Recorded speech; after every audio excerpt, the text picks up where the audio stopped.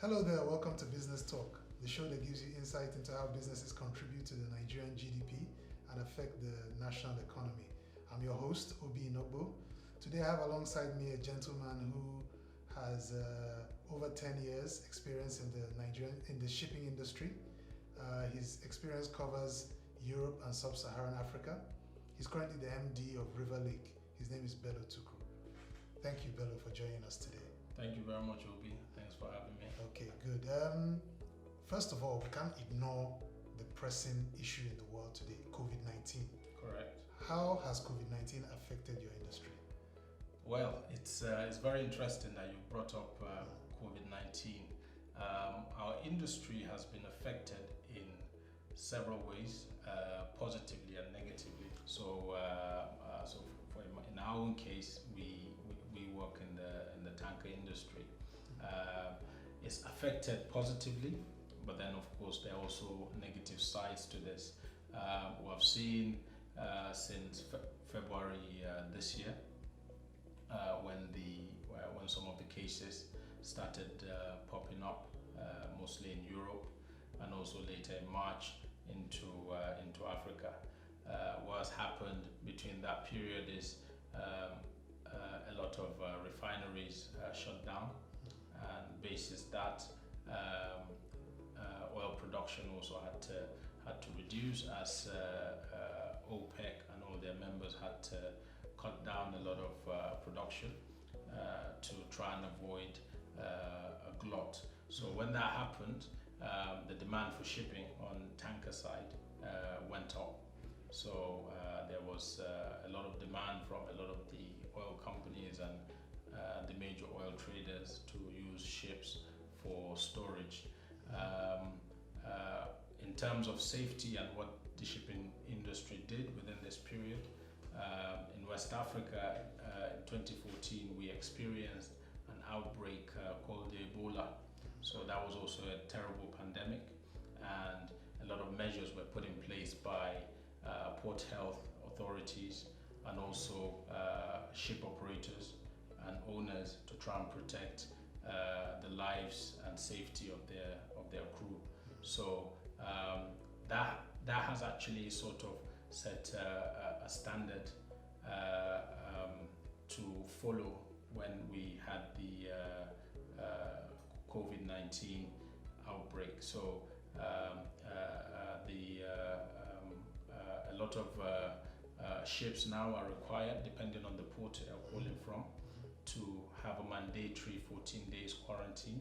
So a lot of these areas in the world have been categorized into category 1 and 2. Category 1 meaning areas that are most affected, so the likes of Spain, Italy. If you have ships coming from those ports, there's a mandatory 14 days quarantine. Okay, so there are many businesses such as telecoms and banking that the layman on the street knows a little bit about, but shipping is an industry that is shrouded in secrecy. Not many people know much about it. Why do you think that's the case? Well, yes and no. So if you drive around the marina, I'm sure when you're probably coming down before you got to your office, okay, you saw a lot of ships. Yes. Around the Lagos anchorage, yes, coming yes. in. Yeah. So it's not particularly secret. So everybody sees ships, but they just don't know what they're there for. Yeah. Okay. What I would like to let everyone know is 90% of global trade is carried by sea. Okay. So it's a very massive industry.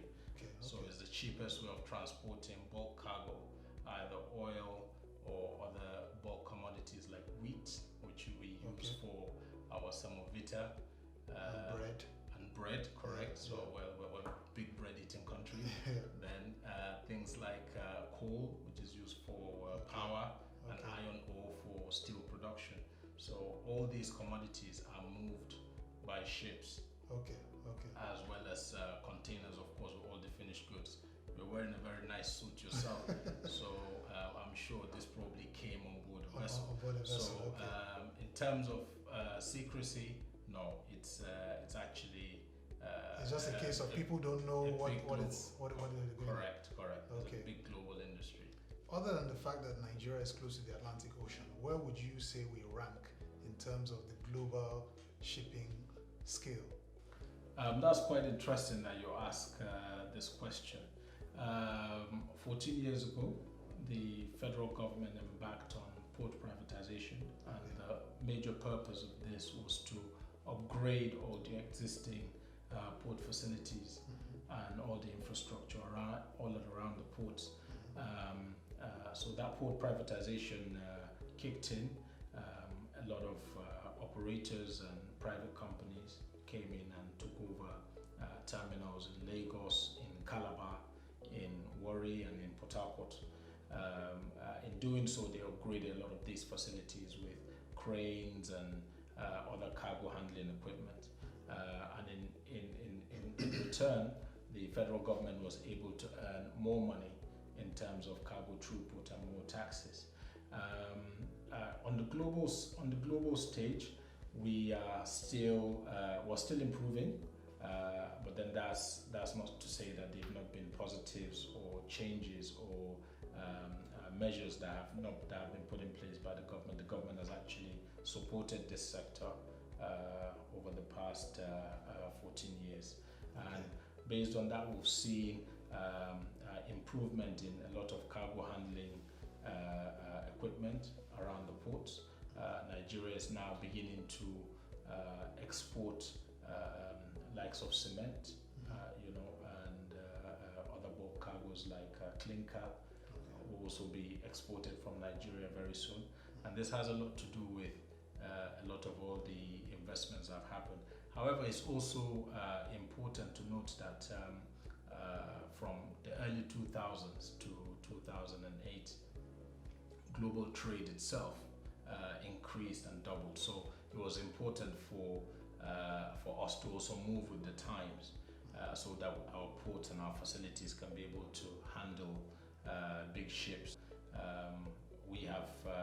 There's still a lot of improvement to be done. I'm not going to say that it's perfect. We need a lot of investments and in terms of dredging. So a lot of our ports are very shallow draft, and at the same time we want the government to also remove a lot of the wrecks in and around the port area, because that's also jeopardizing the safety of ships coming into the country. So a lot of those wrecks have actually been taken out, but there's more still needs to be done.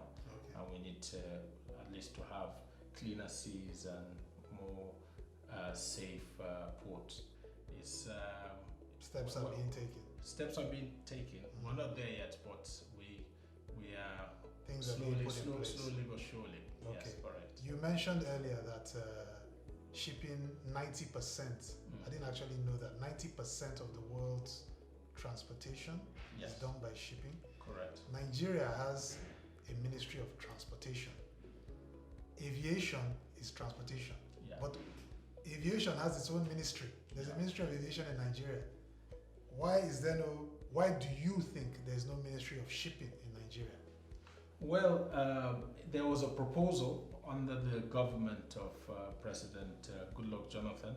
At the time, they were looking at a Ministry of Maritime Affairs, but of course that was cancelled when President Muhammad Buhari came into power in 2015. Around that time, of course, they were trying to cut down on government spending, and a lot of these ministries were merged.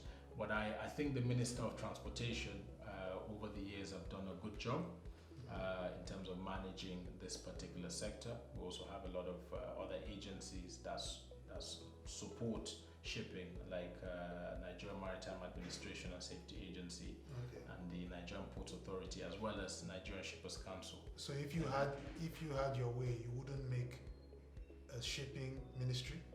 If I had my way, no. I would. You're satisfied with the way things are? Yes, because we already have other agencies like the Maritime Administration and Safety Agency, which governs and regulates the shipping industry. Then we also have the Nigerian Ports and Harbors that regulates the port activity. So we're covered. we are covered.